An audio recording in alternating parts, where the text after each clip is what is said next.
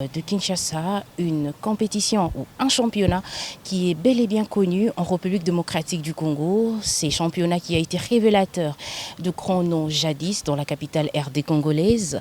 Mais depuis peu, cette compétition a donc perdu son aura, mais elle continue quand même son cours. Nous parlons bien évidemment de la 107e édition qui a débuté depuis le 11 décembre dernier et qui s'est clôturée le 1er avril. Dans cette émission, on va essayer de faire le retour de tout ce qui s'est passé dans la phase allée de cette compétition, le rebondissement bien évidemment. On va parler du bilan de la phase allée du championnat de l'entente provinciale de football de Kinshasa. Je ne serai pas seule sur ce plateau. Je vous réserve la surprise. Vous découvrirez ensemble avec moi l'invité avec qui nous allons faire ce retour. Mais en accompagnement, je serai bien évidemment avec Fils Kamunga qui est à côté. Bonjour Fils. Bonjour Arinel Kamalandoa, bonjour également à tous les téléspectateurs, mais également à tous les amoureux du championnat de l'entente provinciale de football de Kinshasa. Nous sommes là pour parler de cette match aller, comme tu l'as dit tout à l'heure là. Les suspens a toujours été important, surtout quand on parle d'une émission quelconque. Là, maintenant, je vais essayer de vous présenter l'invité avec qui nous allons essayer de débattre autour du bilan de la phase allée de l'entente provinciale de football de Kinshasa. Il s'agit bien évidemment d'un visage connu dans le monde du football de la RDC. Il s'agit bien évidemment d'un visage qui a aussi écrit son histoire dans le football congolais. Il s'agit bien évidemment du président Alain Tchepouk de l'entente provinciale de football de Kinshasa, qui je salue affectueusement. Bonjour Président. Bonjour Madame Henri Nel, bonjour Fils Kamunga.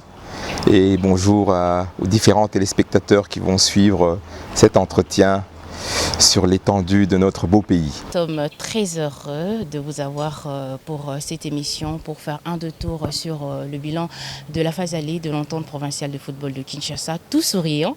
On espère que ça sera vraiment très amusant avec le président de l'entente provinciale de football de Kinshasa. Et surtout que le président de l'entente provinciale de football de Kinshasa, c'est un bon parleur. C'est un bon parleur, nous espérons que nos téléspectateurs seront bien servis. Bien sûr, on parle de la phase allée, mais on va d'abord faire un recap. La compétition a quand même connu un retard pour le démarrage dans la capitale. Les présidents, qu'est-ce qui n'a pas marché pour que la compétition puisse prendre aussi du temps pour son démarrage ? Oui, comme vous l'avez dit, nous avons commencé le 11 décembre 2023, ce qui est tout simplement incroyable quand on considère que la saison sportive s'ouvre chaque année à la date du 1er août, je crois. Donc nous avons connu 3 mois ou 4 mois même de retard. Cela est dû au fait que, comme vous le savez, nous avons un problème d'infrastructure. Nous avons eu un problème très sérieux d'infrastructure, dans ce sens que au terme des Jeux de la francophonie, les différentes infrastructures sportives n'ont pas été entièrement remises à la disposition du ministère des ITPR et qui, à son tour, les met à la disposition du ministère des Sports pour l'organisation des différentes compétitions. Donc ça, c'est la raison principale. Mais ce qui est regrettable, c'est que nous avons pu vérifier en fait qu'au niveau de nos autorités, il y a eu un sérieux problème dans le sens où l'entente provinciale de football de Kinshasa est une émanation de la Ligue qui elle-même dépend de la fédération, qui elle-même dépend du ministère, etc., etc. Et donc finalement c'est un organe de l'État. Le PFKIN est un organe de l'État et le championnat de l'EPFKIN est un championnat officiel du ministère des Sports, de la fédération, etc., etc. Donc je n'ai pas compris jusqu'aujourd'hui pour quelle raison on a bien voulu autoriser à ce que la Ligue 1, la Linafoot, et la Ligue 2 se jouent sur ce terrain du stade Tata Raphaël, entre autres, et que pour le championnat de l'EPFKIN, cela a posé problème.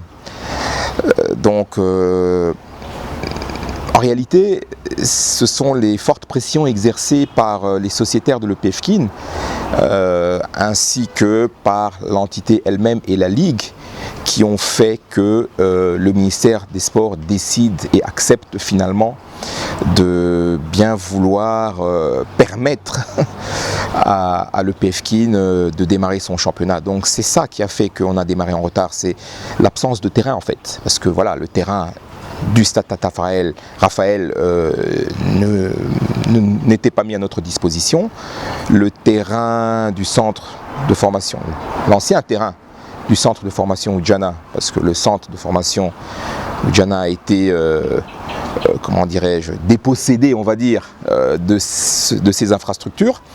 Et donc ce terrain non plus là n'était pas disponible, et donc finalement il n'y avait pas de terrain. La fédération nous a autorisé à faire jouer le championnat sur le terrain du centre technique fédéral, Kourarampova. Mais les sociétaires, à juste titre, se sont opposés à cela parce que c'est très loin et ça nécessite une grande organisation et beaucoup de logistique pour déplacer tout un club de la commune de Ngaliema par exemple jusque au centre technique fédéral Kourarampova. Ça nécessite des moyens de transport avec des frais conséquents. Et puis il y a aussi un impact, c'est-à-dire les 3 ou 4 heures de route que les athlètes doivent passer à bord d'un véhicule, d'un bus pour se rendre là-bas au regard des embouteillages. Vous connaissez très bien ce qu'est devenu la ville de Kinshasa en termes d'embouteillage. Ce n'est pas recommandé pour qu'un joueur ou un athlète aille disputer un match de football après avoir été 2, 3 ou 4 heures dans un bus, dans des embouteillages.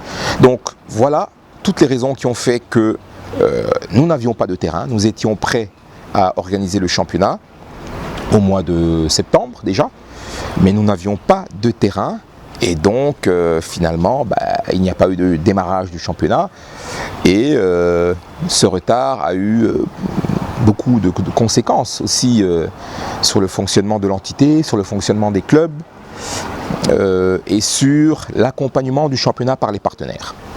Donc voilà un peu ce que je peux dire par rapport à ce retard. Voilà, on va revenir sur tout ce qui se trame derrière ces problèmes de terrain. Mais la compétition a démarré. On a même clôturé la phase aller déjà. Malgré tout ce qui s'est dit, le championnat s'est joué d'une manière très accélérée. Le joueur n'arrive pas à s'adapter, il n'y a pas assez de repos. Mais malgré tout ce problème autour du championnat, que pouvez-vous dire de cette phase aller qui s'est clôturée récemment, vous qui suivez de près cette compétition? Le championnat, la phase aller s'est jouée de manière très accélérée, comme vous l'avez dit, mais c'est tout à fait normal et c'était prévisible compte tenu du fait que nous avons démarré en retard, en considération du fait que nous avons 2 poules de 19, ça fait 38 clubs. Donc les 2 phases, la phase aller et la phase retour, se jouent avec 18 journées chacune. Donc si on considère le fait que nous avons commencé le 11 décembre, si on considère le fait que le championnat se joue en 2 phases, et si on considère le fait que le championnat s'arrête au 31 mai, finalement nous n'avons que 6 mois pour faire jouer ce championnat, avec la trêve, avec les différents aléas, les imprévus, les matchs annulés pour cause d'intempéries, la météo qui ne permet pas toujours, qui bouleverse parfois notre programme. Donc si on considère tout cela, eh bien, effectivement le championnat s'est joué de manière accélérée. Parce que, je répète, nous devons disputer un championnat en 2 phases avec 38 clubs. Et donc il faut s'organiser pour que les 38 clubs jouent chacun 18 matchs en phase aller et 18 matchs en phase retour. C'est ainsi que nous avons programmé toutes les 2 semaines pratiquement un match en milieu de semaine. Donc vous savez que nous jouons tous les lundis, tous les mardis et même le mercredi chaque semaine. Donc ce que nous avons fait pour pouvoir jouer 18 journées, nous avons inséré toutes les 2 journées un match en milieu de semaine. C'est-à-dire que les clubs ont joué le lundi, le mardi ou le mercredi. Et ensuite, ils ont joué un deuxième match tous les 15 jours, je répète, le vendredi ou le samedi. Donc cela nous a permis justement, compte tenu du temps limité qui nous était imparti, de clôturer la phase aller à la 18e journée, il y a quelques jours, le 1er avril, comme vous l'avez dit. Et évidemment, cela a un impact aussi sur la santé des joueurs, mais c'est un impact qui est relatif, qui n'est pas très grave, parce que ce n'est pas chaque semaine que les joueurs jouent 2 matchs par semaine, mais c'est toutes les 2 semaines, donc tous les 15 jours. Hein. Donc il y a certainement eu un impact sur les joueurs, mais cet impact, à mon avis, il est vraiment faible. Ça n'a pas été, c'est-à-dire je n'ai pas d'informations de joueurs qui se sont blessés, ou plutôt les statistiques ne démontrent pas que le nombre de blessés dans les clubs a augmenté par rapport à les blessures, mais il parle de la fatigue, parce que je vois mal que le président se plaigne que les joueurs n'ont pas assez de repos et que ça a de rebondissements sur leur santé. Et dire que ça n'a pas assez de rebondissements, là c'est aller à la compte de ce que le président dit. Parce qu'eux, ils sont quand même proches de joueurs. Ils voient, ils ont le résultat, les statistiques de santé de chaque joueur. Ils voient comment le joueur aussi se comporte sur le terrain. Et ils disent que cette accélération a un impact positif. Vous savez, madame, tout est relatif. Nous suivons tous les championnats européens, la Champions League de l'UEFA, et vous avez des clubs, le Real de Madrid, ceux qui arrivent en finale ou en demi-finale, qui jouent 50, parfois 60 matchs par saison. Ils ont l'habitude, bien sûr, mais j'en viens. Et nous jouons, je répète, 2 matchs par semaine, tous les 15 jours. Donc ce n'est pas chaque semaine, je répète. Donc les joueurs jouent leur match de la première journée, ensuite ils se reposent, ils s'entraînent toute la semaine et ils vont jouer le match de la deuxième journée 7 jours après, une semaine après. Ensuite, c'est à la deuxième semaine, à la troisième journée, pardon, qu'il y aura un match en milieu de semaine. Donc c'est beaucoup et en même temps c'est pas beaucoup. Donc et d'autre part, nous n'avons pas le choix. Parce que, pour les raisons que je vous ai données tout à l'heure, nous devons faire jouer ce championnat et donc il faut jouer. Donc voilà, tous les 15 jours, nous jouons un match en milieu de semaine, c'est-à-dire 2 matchs par semaine. Et ça risque d'être la même chose même pour la phase retour. Si on veut terminer le championnat à temps, à moins que, voilà, la fédération, la ligue, la fédération, le ministère des Sports veuille bien nous donner une dérogation à titre tout à fait exceptionnel pour le PFKIN afin que le championnat puisse se poursuivre jusque à la fin du mois de juin ou pourquoi pas au mois de juillet. Ça, ce serait, du point de vue physiologique, effectivement, ce serait très intéressant pour nos athlètes. Mais si ça n'arrive pas, eh bien, j'ai bien peur qu'on soit contraint de jouer toutes les 2 semaines, 2 matchs par semaine, ou alors qu'on soit contraint de mettre fin au championnat à la date du 31 mai, c'est-à-dire dans 1 mois et 3 semaines. Ça veut dire que nous aurons joué 7, peut-être 8 journées. Monsieur le Président, vous donnez l'impression d'être très satisfait du déroulement de la manche aller du championnat de l'EPFKIN. Mais nous avons constaté beaucoup d'irrégularités durant cette phase de championnat. D'abord, les championnats s'organisent sans sécurité. Il n'y a pas des agents, soit de la police, pour sécuriser tous les acteurs qui viennent là-bas pour assister au match. Mais également, il n'y a pas d'ambulance pour prendre en charge des joueurs en état d'urgence. Tout ça, comment vous organisez pour prendre des dispositions? Parce que là, en tout cas, il y a eu des cas flagrants qu'on a constatés durant les championnats. Il y a eu des désordres, des incidents par-ci, par-là. si je considère les conditions rocambolesques dans lesquelles s'est démarré ce championnat, je peux dire que oui, je suis satisfait de la manière dont ça s'est passé. Parce que voilà, je viens de dire qu'on a commencé avec 3 mois de retard, le 11 décembre. Il y a également le problème du terrain Courarampowa. Au début, le club ne voulait pas jouer là-bas, mais en fin de compte, nous avons vu, vous avez inséré des matchs là-bas. Donc le comité de l'EPFKI n'a pas été autoritaire devant les clubs.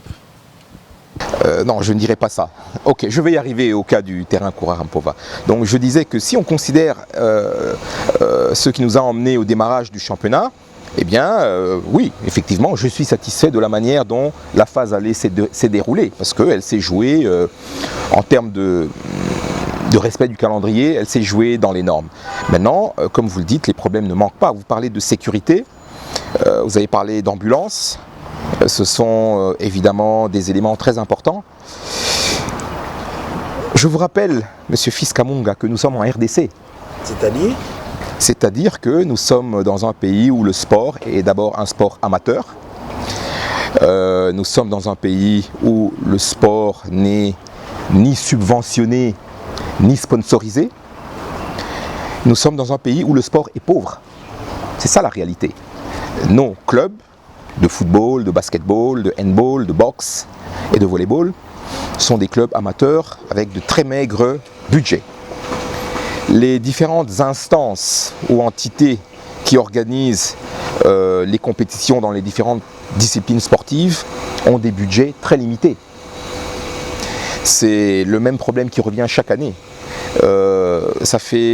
C'est la 4e année que je suis à la tête de l'EPFKIN et c'est la 4e année que je vais vous répéter que l'entente provinciale de football de Kinshasa est l'entente qui a le budget le moins volumineux de toute la province de Kinshasa. Si vous considérez les ententes urbaines et si vous considérez... 16 clubs, oui, bien sûr. 32, aujourd'hui c'est... Et alors 46, 48. Oui, et alors parce que vous avez 48 clubs, vous pensez que le budget...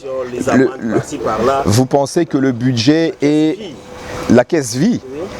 C'est vrai, la caisse vit mieux que par le passé, mais c'est vrai aussi que les charges ont augmenté. L'entente provinciale de football de Kinshasa est la seule entente de la République qui doit payer 300 $ par mois pour pouvoir faire... par journée, pardon. Pour pouvoir faire jouer son championnat. La location du terrain de l'Unikin coûte 300 $ par journée. Et ce n'est pas la Ligue de football de Kinshasa qui paye cette somme-là. Ce n'est pas la fédération. Ce n'est pas le ministère des Sports. C'est l'entité elle-même. Donc, le nombre de clubs a augmenté, le budget a augmenté, les charges aussi ont augmenté, évidemment.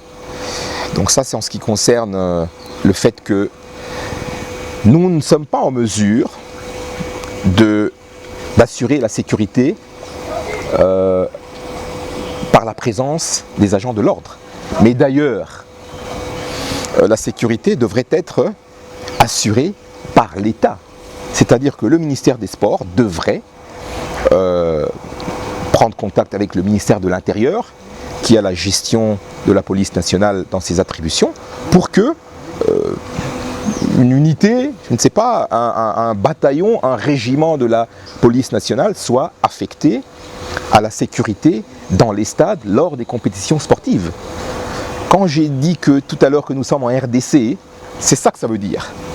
Je veux dire qu'en fait, ailleurs, c'est comme ça que ça se passe.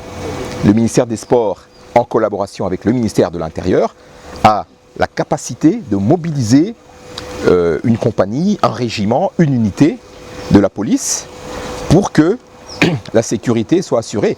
De la même manière que vous avez une unité de la LENI, je crois, la Légion nationale d'intervention, dont le rôle est de sécuriser les autorités de ce pays. Toutes les autorités ont des policiers pour assurer leur sécurité. Mais cette même LENI devrait avoir une unité ou une compagnie pour assurer la sécurité lors des compétitions, aux frais de l'État. Voilà pourquoi je dis qu'on est en RDC. Mais président, donc, Laissez-moi terminer, s'il vous plaît. Donc nous n'avons pas les moyens de faire venir 20, 50 ou 100 policiers sur le site de l'Unikin, sur le site du stade Tata Raphaël, pour éviter que les supporters envahissent le terrain et courent après un arbitre, comme on a vu il y a quelques jours lors du match Saint-Étienne contre Roby, je crois, où finalement on va agresser l'arbitre et on le prend à coups de pied, à coups de poing, etc. Non, nous n'avons pas les moyens de le faire. Parce que voilà, le budget ne nous permet pas de faire cela. Donc voilà un peu les lacunes, les difficultés que nous avons. Donc le championnat, du point de vue du calendrier, se joue bien. Raison pour laquelle vous laissez les paisibles citoyens être exposés à tous ces dangers. Nous ne laissons pas les paisibles citoyens être exposés à tous ces dangers. Vous dites que l'entente n'a pas assez de moyens pour pouvoir sécuriser. C'est que vous exposez ces gens-là à toutes sortes de dangers, c'est ça? Je vous répète que l'entente n'est qu'un organe qui organise le championnat par délégation de la Ligue, sur instruction de la Ligue, etc. etc. Nous faisons avec les moyens qui sont mis à notre disposition. C'est-à-dire la Ligue nous demande d'organiser le championnat, la Ligue nous demande de percevoir les droits de participation qui ne sont pas totalement encaissés par l'entente. Une partie de ces droits de participation sont reversés à la Ligue et à la Fédération, ça je pense que vous le savez. Donc nous faisons avec les moyens de bord, effectivement. Mais comme tout le monde, je viens de dire que notre sport est un sport amateur qui se déroule dans un pays, la République démocratique du Congo, où il y a beaucoup de réalités. Toutes ces réalités-là, l'incapacité de pouvoir assurer la sécurité par la présence massive de la police, la difficulté d'organiser le championnat par un manque d'infrastructures sportives, le niveau technique qui est bon, mais qui n'est pas très bon, parce que nous sommes des clubs de football amateurs, parce que nos entraîneurs sont formés, mais ne sont pas très bien formés, comme le sont peut-être les entraîneurs dans d'autres pays. Un diplôme d'entraîneur s'obtient au minimum après 2 années de cours, dans un pays comme la Belgique, qui n'est pas le pays avec le niveau du football le plus élevé. Et pourtant, si vous voulez être entraîneur au plus haut niveau ou en 3e division, nous pourrons considérer que le PFK est un championnat de 3e division, puisque nous avons la Ligue nationale, Ligue 1, Ligue 2, et puis des championnats provinciaux. Donc voilà, chez nous ce n'est pas le cas. Nos entraîneurs sont bons, mais ils peuvent s'améliorer, ils sont perfectibles. Et pour ça, il faut que améliorer le contenu des programmes de formation, etc., etc. Donc il y a beaucoup de choses qui font que nos championnats sont des championnats agréables, mais qui se jouent dans des conditions très difficiles. Vous avez parlé de tout sans faire mention à l'arbitrage. Nous avons assisté à des matchs gâchés par les arbitres qui n'ont pas bien appliqué les 17 lois de jeu. Et durant cette match aller, pourquoi vous n'avez pas parlé de l'arbitrage? Pour vous, ça a été très bien coté? Je vous répondrai déjà en disant qu'il y a des arbitres qui ont été sanctionnés. Ah bon? Oui, il y a des arbitres que... On voit des 12 mois, 18 mois même. Regardez les films, c'est combien de mois? C'est la même chose. 3 semaines, 2 semaines? Non, non, non, non. Nous avons aussi... Il se trouve que la plupart, et c'est pas un hasard justement, la plupart des arbitres que nous allions sanctionner ont été sanctionnés par la Ligue nationale. Non, on ne profite pas. On ne peut pas sanctionner un arbitre qui est déjà sanctionné. Mais effectivement, le problème de l'arbitrage est un sérieux problème. Il l'a toujours été, pour différentes raisons. Et honnêtement, c'est un problème qui nous fait très mal. C'est-à-dire que nous avons, en début de saison, chaque année, nous avons des séminaires avec les arbitres, nous avons des sessions de sensibilisation avec les arbitres. Mais il y a des arbitres qui, comme vous le dites, ont leur interprétation des 17 lois et sur le terrain, ça fait des dégâts. C'est un problème, effectivement, c'est un problème que nous discutons avec la Ligue. Vous verrez dans les prochains jours qu'il y a un grand nombre d'arbitres qui ne seront plus désignés, soit parce qu'ils seront sanctionnés pour des longues périodes, soit parce qu'ils le seront, comme vous dites, pour quelques semaines. Mais c'est ça que nous faisons, c'est ça que nous avons fait la saison passée. Nous avons aussi sanctionné la saison passée des arbitres pour 12 mois. Je ne sais pas si vous êtes informés de ça. Et puis on va continuer à le faire parce que c'est le seul moyen de pression que nous avons sur les arbitres. Donc effectivement, les arbitres sont parfois un problème. Mais c'est un problème commun, je pense, à tous les championnats de la RDC. Je crois que partout, que ce soit dans les entités, dans les ententes urbaines, que ce soit au niveau de la Ligue, on entend ça et là des clubs qui se plaignent de l'arbitrage, on entend ça et là des arbitres qui sont suspendus parce qu'ils auraient commis tel ou tel autre méfait. Nous n'avons pas la solution à tous les problèmes. Il y a des problèmes dans notre football qui sont des problèmes profonds et il y a des problèmes qui trouvent leur solution dans l'amélioration des conditions de vie des intervenants, qu'ils soient athlètes, qu'ils soient entraîneurs, qu'ils soient présidents de club, qu'ils soient arbitres, qu'ils soient commissaires au match. Si nous pouvions améliorer nos conditions de vie, si nous pouvions sortir la République démocratique du Congo du statut de PPTE, pays pauvre très endetté, à pays, si nous pouvions intégrer les pays qu'on qualifie de tigres, c'est-à-dire les pays qui se développent rapidement, les pays d'Asie notamment, si nous pouvions devenir comme ces pays-là, eh bien, les conditions de vie des Congolais seraient meilleures, les Congolais gagneraient plus d'argent, et donc ils n'auraient pas besoin de recourir à certaines pratiques pour arrondir leur fin de mois. Voilà ce que je peux dire. Mais je pense avoir impacté sur le football en République démocratique du Congo, notamment dans le football des jeunes. Et donc, oui, je suis fier d'être le championnat de l'EPFKIN. Et justement, mon combat, c'est de développer le championnat de l'EPFKIN. C'est ça mon combat. Et mon combat, c'est de continuer à œuvrer pour le développement du football. Et c'est un combat. Parce que quand vous avez un ministère des Sports qui refuse de mettre à votre disposition le terrain du stade Tata Raphaël, eh bien ça veut dire que c'est un combat. Parce que l'autorité même qui vous gère et qui vous mandate pour organiser un championnat ne veut pas vous donner les infrastructures pour organiser ce championnat. C'est incroyable. Je ne sais pas si on vit sur la planète Mars. Voilà pourquoi je disais tout à l'heure que nous sommes en RDC. Parce qu'en RDC, tout est possible. Tout est possible.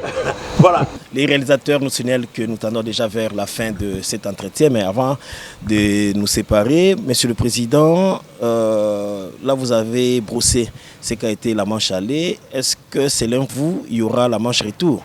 Parce que nous avons tous suivi.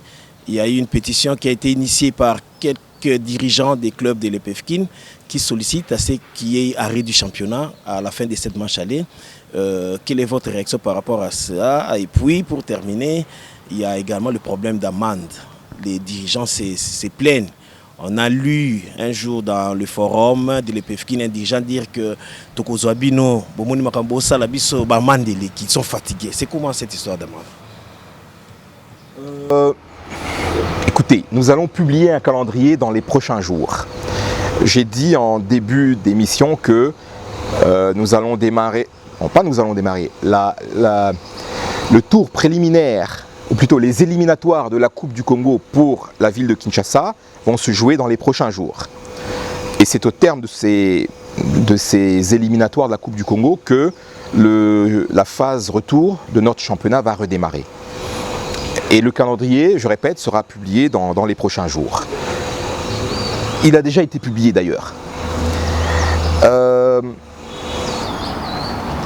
Oui, en ce qui me concerne, bien sûr que le championnat va se jouer. Nous avons 1 mois et 3 semaines, si je ne me trompe pas, avant la fin officielle de la saison sportive, c'est-à-dire le 31 mai. Nous avons déjà entamé des démarches auprès de la Ligue pour que celle-ci demande une dérogation à la Fédération et au ministère des Sports pour que exceptionnellement notre championnat de l'EPFKIN, puisqu'il a commencé avec 3 mois de retard, puisse se poursuivre au moins pendant 1 mois et demi, c'est-à-dire jusqu'à la mi-juillet, mais nous n'avons pas encore eu de réponse à cela. Donc nous espérons être autorisés à faire jouer ce championnat jusqu'au moins au 15 juillet, parce que justement on a commencé en retard, pour ne pas impacter négativement, comme Madame le disait, sur la santé des joueurs, pour que les joueurs continuent à jouer un match par semaine, et pour que notre championnat se joue normalement. Parce que, au cas contraire, nous allons nous plier aux décisions de la Ligue qui nous gère. Parce que j'ai dit et je répète que toutes les décisions appartiennent à la Ligue en fait. C'est la Ligue qui nous instruit sur la manière dont nous devons procéder. Parce que, je répète, c'est le championnat de la Ligue de football de Kinshasa. Donc ça, c'est en ce qui concerne la reprise du championnat. En ce qui concerne les amendes, même à la Lina Foot, il y a des amendes. Il y a des amendes, les clubs sont fatigués. Nous aussi, nous sommes fatigués. L'entente provinciale de football de Kinshasa aussi est fatiguée de voir des supporters agresser les arbitres, insulter les officiels de match, que ce soit le président de l'EPFKIN, que ce soit le commissaire au match qui doit officier lors du match Saint-Étienne contre Roby ou je ne sais quel autre match. Nous aussi nous sommes fatigués, nous aussi nous sommes frustrés comme tout le monde. Et nous ne pouvons pas permettre que des gens viennent dans nos matchs et avec des comportements qui relèvent d'une éducation qui n'y est pas. Non, nous ne pouvons pas permettre cela.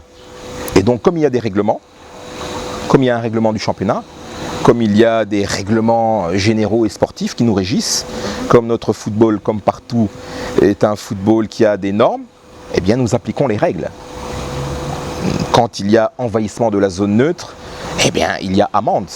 Quand il y a agression physique ou verbale d'un arbitre ou d'un arbitre assistant, eh bien il y a sanction. Il n'y a pas toujours des amendes, mais il y a des sanctions aussi, il y a des avertissements, il y a des blâmes.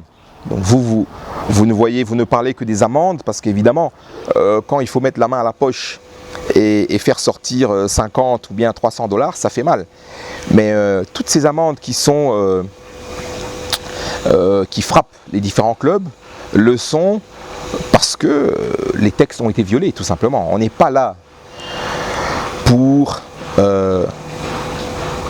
vivre aux dépens des clubs.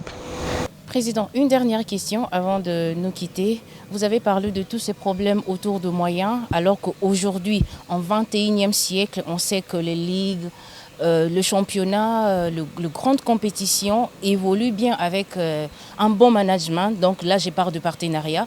Vous aviez dit d'ailleurs, les potentiels partenaires attendaient que le stade Tata Raphaël soit attribué à l'entente afin de venir. Où en est-il?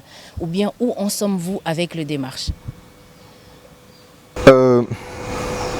Nous avons un sérieux problème, madame. Le problème, c'est que le sport en RDC est sous le joug de la politique. La politique et les politiciens, et j'espère que vous n'allez pas me censurer, ont un genou sur le cou d'un individu qui est au sol. C'est comme lorsqu'un agent de la police doit immobiliser un voyou, un bandit. On le met au sol et pour pouvoir lui mettre les menottes avec beaucoup de facilité, on met un genou sur son cou. C'est ça qui se passe en RDC. Nous sommes victimes de la politique sportive ou de la non-politique sportive et nous sommes victimes de nos politiciens, des différentes autorités qui sont au-dessus de nous. Nous avons eu des élections à l'EPFKIN au mois de septembre, si je me souviens bien. Élections qui m'ont porté, mon comité et moi, encore à la tête de ce deuxième mandat. Et nous avions Vous avez promis beaucoup. promis à nos sociétaires qui auraient eu des sponsors. Et c'est vrai. Nous étions très avancés avec deux entreprises, deux sociétés de la place.